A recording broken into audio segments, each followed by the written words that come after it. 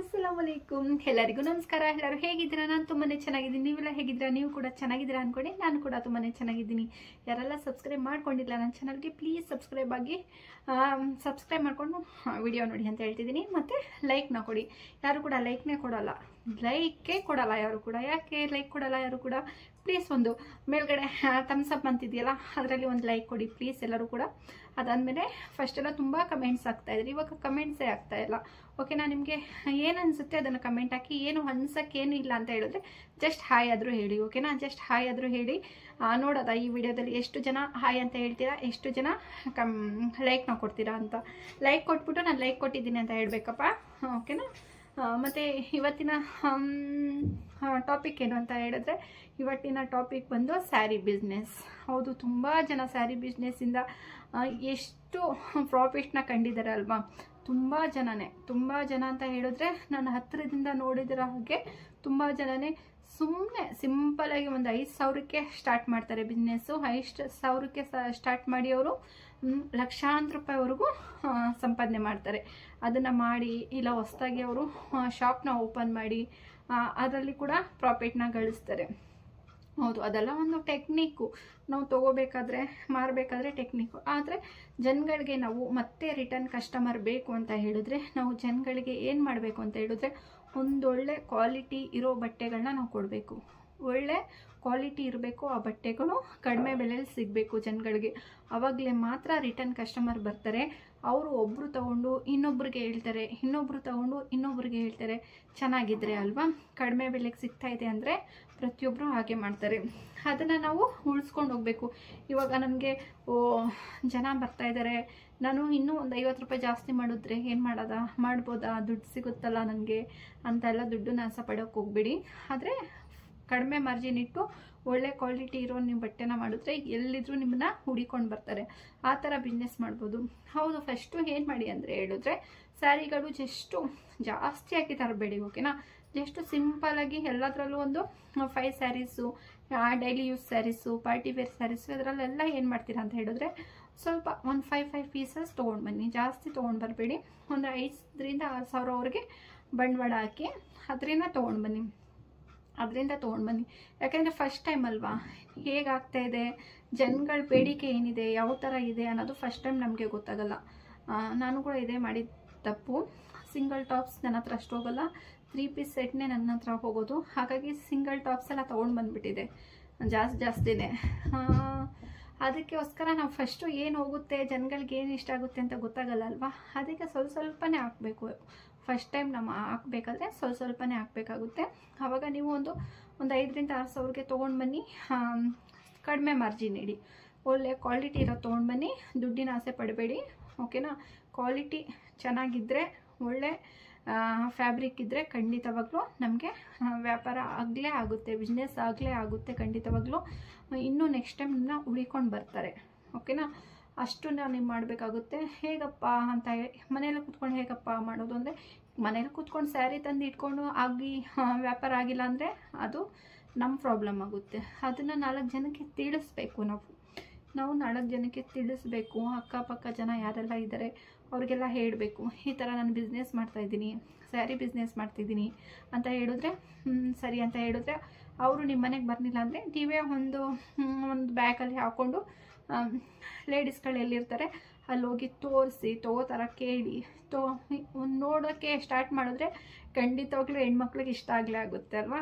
ಅವಾಗ ಏನು ಮಾಡ್ತಾರೆ, 1-2 ತೊಗೋತಾರೆ, ಪಕ್ಕದಲ್ಲಿ ಇರ್ತಾರೆ ಅವರು ತೊಗೋತಾರೆ, ಹಾಗೆ ಆಗುತ್ತೆ. ಅದಾದಮೇಲೆ ಸಾಲ ನಂಬಿಕೆ ಇದ್ದರೆ ಮಾತ್ರ ಸಾಲ ಕೊಡಿ. ನಂಬಿಕೆ ಇಲ್ಲ ಅಂದರೆ ಸಾಲ ಕೊಡೋಕೆ ಹೋಗ್ಬೇಡಿ ವ್ಯಾಪಾರದಲ್ಲಿ. ಅದು ಬಟ್ಟೆ ಹಾಗೆ ಉಳಿದ್ರೂ ಪರವಾಗಿಲ್ಲ, ಸಾಲ ಕೊಡೋಕೆ ಹೋಗ್ಬೇಡಿ. ಯಾರೋ ಪಾಪ ಎಲ್ಲಿಂದನೋ ಬಂದಿದ್ದಾರೆ, ಅವ್ರಿಗೆಲ್ಲ ಸಾಲ ಕೊಟ್ಟು ನೀವು ಮೋಸ ಹೋಗ್ಬೇಡಿ. ಯಾಕೆಂದರೆ ನೀವೇ ಪಾಪ ಪ್ರಾಫಿಟ್ ಏನಾದರೂ ಬಿಸ್ನೆಸ್ ಹೊಸ್ದಾಗಿ ಸ್ಟಾರ್ಟ್ ಮಾಡಿದ್ದೀರಾ, ಅದರಲ್ಲಿ ನೀವು ಸಾಲ ಕೊಟ್ಟು ಅದರಲ್ಲಿ ಲಾಸ್ ಆದರೆ ನೀವು 10 ಸೀರೆ ಮಾರೋದನ್ನ ಒಂದೇ ಸೀರೆಯಲ್ಲಿ ಎಲ್ಲ ಹೊಟ್ಟೆ ಹೋಗುತ್ತೆ ಅಲ್ವಾ. ಅದಕ್ಕೋಸ್ಕರ ಸಾಲ ಕೊಡೋಕೆ ಹೋಗಬೇಡಿ. ಏನಾದರೂ ಅಕ್ಕಪಕ್ಕ ತುಂಬ ಗೊತ್ತಿರೋರು ರಿಲೇಟಿವ್ ನಿಮಗೆ ಖಂಡಿತವಾಗ್ಲೂ ಕೊಡ್ತಾರೆ ಅಂದರೆ ಅಂಥವ್ರಿಗೆ ಕೊಡಿ.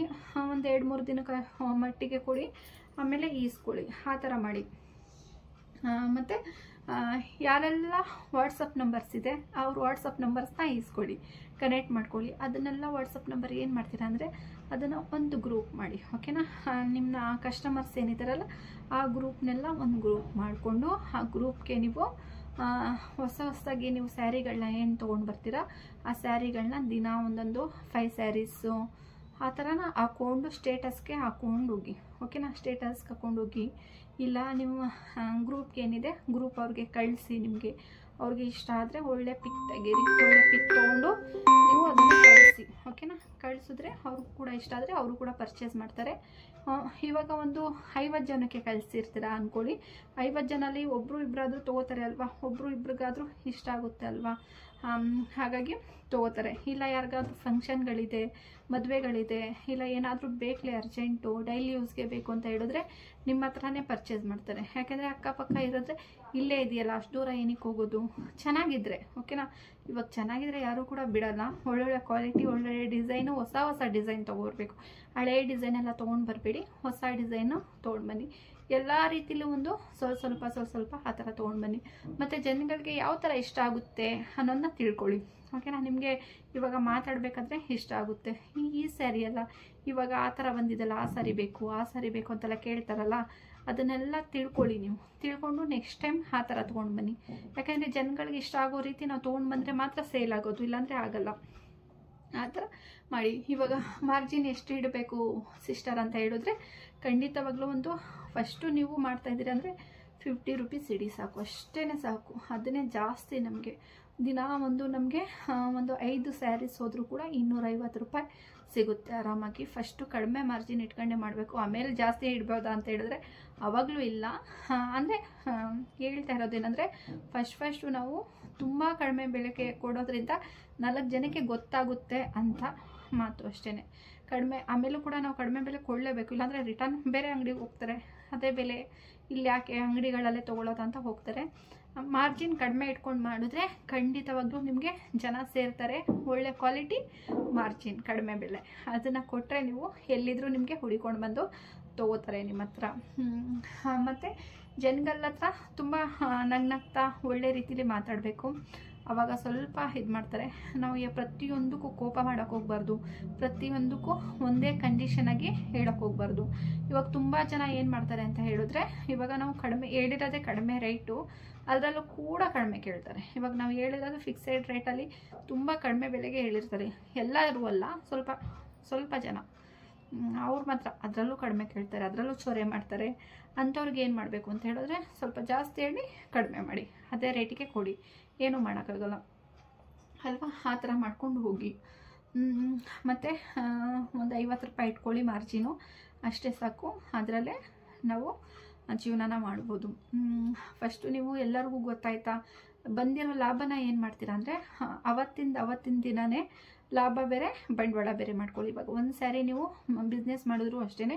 ಈಗ ಒಂದು ಸ್ಯಾರಿ ನಿಮಗೆ 500 ರೂಪಾಯಿ ಕೊಟ್ಟಿರ್ತೀರಾ ಅಂತ ಹೇಳಿದ್ರೆ ಇವಾಗ ಆ ಸ್ಯಾರಿ 450 ರೂಪಾಯಿ ಬೆಲೆ ಇದ್ದರೆ 50 ರೂಪಾಯಿ ಇಟ್ಕೊಂಡು ನೀವು 500 ರೂಪಾಯಿ ಕೊಟ್ಟಿದ್ರೆ 50 ರೂಪಾಯಿನ ತೆಗೆದು ಬೇರೆ ಇಟ್ಕೊಳ್ಳಿ, 450 ರೂಪಾಯಿ ತೆಗೆದು ಬೇರೆ ಇಟ್ಕೊಳ್ಳಿ. ಅದು ಬಂಡವಾಳ, ಇದು ಲಾಭ. ಬಂಡವಾಳದ್ದು ದುಡ್ಡನ್ನ ಯಾವುದೇ ಕಾರಣಕ್ಕೂ ನೀವು ಖರ್ಚು ಮಾಡೋಕ್ಕೆ ಹೋಗಬೇಡಿ. ದುಡ್ಡಿದೆಯಲ್ಲ ಅಂತ ಖರ್ಚು ಮಾಡೋಕ್ಕೆ ಹೋಗಬೇಡಿ. ಬಂಡವಾಳ ಹಾಗೆ ಇಟ್ಟಿರಿ. ಬಂಡವಾಳ ಹಾಗೆ ಆಗ್ತಾ ಒಂದು 5,000 ಆಯಿತಾ, ಮತ್ತೆ ಹೋಗಿ ಮತ್ತೆ ಹೊಸ ಡಿಸೈನ್ ಏನಿದೆ, ಜನಗಳ ನಿರೀಕ್ಷೆ ಏನಿದೆ, ಎಷ್ಟು ಒಳ್ಳೆ ಸ್ಯಾರೀಸ್ಗಳು ಬೇಕು ಅಂತೆಲ್ಲ ಹೇಳಿರ್ತಾರಲ್ಲ, ನೆಕ್ಸ್ಟ್ ಟೈಮ್ ನಿಮಗೆ ಸ್ವಲ್ಪ ಐಡಿಯಾ ಇರುತ್ತೆ. ಈ ಥರ ಕೇಳ್ತಾ ಇದ್ದಾರೆ, ಈ ಥರ ಬೇಕು ಅಂತ ಐಡಿಯಾ ಇರುತ್ತೆ. ಆವಾಗ ನೀವು ಆ ಥರ ಸ್ಯಾರಿಗಳನ್ನ ತೊಗೊಂಡು ಬರ್ಬೋದು.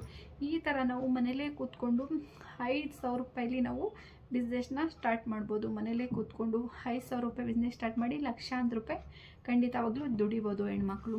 ಅದರಿಂದನೇ ಮುಂದೆ ಹೋಗ್ಬೋದು. ಯಾಕೆಂದರೆ ಒಂದು ಸತಿ ನಾವು ಸ್ಟಾರ್ಟ್ ಮಾಡಬೇಕಾದ್ರೆ ಮಾತ್ರ ಕಷ್ಟ ಆಗೋದು. ಅದು ದಿನ ಕಳೀತಾ ಹೋಗ್ತಾ ಅದು ಅಭ್ಯಾಸ ಆಗೋಗುತ್ತೆ. ಜನಗಳಿಗೂ ಕೂಡ ಅಭ್ಯಾಸ ಆಗೋಗುತ್ತೆ. ಇಲ್ಲೇ ಸಿಗುತ್ತಲ್ಲ ಒಳ್ಳೊಳ್ಳೆಯದು ಅಂತ, ಕಡಿಮೆ ಬೆಲೆಗೆ ಅಂತೆಲ್ಲ ಅರ್ಥ ಆಗೋದ್ರೆ ಅವರು ಇಲ್ಲೇ ಪರ್ಚೇಸ್ ಮಾಡೋಕ್ಕೆ ಸ್ಟಾರ್ಟ್ ಮಾಡ್ತಾರೆ. ಆ ಥರ ಮಾಡ್ಕೊಂಡು ಹೋಗ್ಬೋದು. ಯಾವುದೇ ವಿಷಯನೂ ಅಷ್ಟೇ, ನಾವು ಸ್ಟಾರ್ಟ್ ಮಾಡೋಕ್ಕೆ ಮಾತ್ರ ಸ್ವಲ್ಪ ಭಯ ಆಗುತ್ತೆ, ಸ್ವಲ್ಪ ಲಾಸ್ ಆಗುತ್ತೆ, ಏನೋ ಒಂಥರ ಮುಜುಗರ ಆ ಥರ ಎಲ್ಲ ಆಗುತ್ತೆ. ಅದನ್ನು ನಾವು ಸ್ಟಾರ್ಟ್ ಮಾಡಿ ಸ್ವಲ್ಪ ದಿನ ಆದಮೇಲೆ ಖಂಡಿತವಾಗ್ಲೂ ಅದ್ರ ಬಗ್ಗೆ ನಾವು ತುಂಬ ತಿಳ್ಕೊಂಡಿರ್ತೀವಿ, ಅದ್ರ ಬಗ್ಗೆ ತುಂಬ ಗೊತ್ತಾಗುತ್ತೆ ನಮಗೆ ಅಲ್ವಾ. ಏನಾದರೂ ಡ್ಯಾಮೇಜ್ ಇದ್ದರೆ ಸ್ಯಾರಿ ತೊಗೊಂಡೋಗಿ ನೀವು ವಾಪಸ್ ಕೊಡಬೇಕು. ಅವ್ರ ಹತ್ರ ನೀವು ಡ್ಯಾಮೇಜ್ ಇದೆ ಅಂತ ಹೇಳಿದ್ರೆ ಇಲ್ಲ ಕೊಡಲ್ಲ ಅಂತೆಲ್ಲ ಹೇಳೋಕೆ ಹೋಗ್ಬೇಡಿ. ಡ್ಯಾಮೇಜ್ಗಳೇನಾದರೂ ಇದ್ದರೆ ಅದನ್ನು ರಿಟರ್ನ್ ತೊಗೊಳ್ಳಿ, ಓಕೆನಾ. ದುಡ್ಡು ಏನಾದರೂ ಇಲ್ಲ ಎಕ್ಸ್ಚೇಂಜ್ ಆಫರ್ ಅಂತ ಹೇಳಿರಿ, ಎಕ್ಸ್ಚೇಂಜ್ ಅಂತ ಹೇಳಿರಿ. ಅದನ್ನು ದುಡ್ಡು ತೊಗೊಂಡು ಬೇರೆ ಸೀರೆನ ಕೊಡಿ. ಅದು ತೊಗೊಂಡೋಗಿ ನೀವು ಕೂಡ ಎಕ್ಸ್ಚೇಂಜ್ ಮಾಡ್ಬೋದು. ನೀವು ಇಟ್ಕೊಂಡು ಲಾಸ್ ಮಾಡ್ಕೋಬೇಡಿ ಅಂತ ಹೇಳ್ತಾ ಇಲ್ಲ.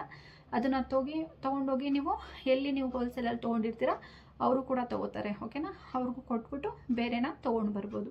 ಆ ಥರ ಮಾಡಿ, ಯಾರಿಗೂ ಕೂಡ ಮನಸ್ಸನ್ನು ನೋಯಿಸೋಕೆ ಹೋಗಬೇಡಿ. ಇವತ್ತಿನ ವಿಡಿಯೋ ಹೇಗೆ ಎಲ್ಲರಿಗೂ ಇಷ್ಟ ಆಯಿತಾ, ಹೆಣ್ಮಕ್ಳಿಗೆ ಉಪಯೋಗ ಆಗುತ್ತಾ ಇದು ಅಂತ ನನಗೆ ಕಮೆಂಟ್ ಮೂಲಕ ತಿಳಿಸಿ.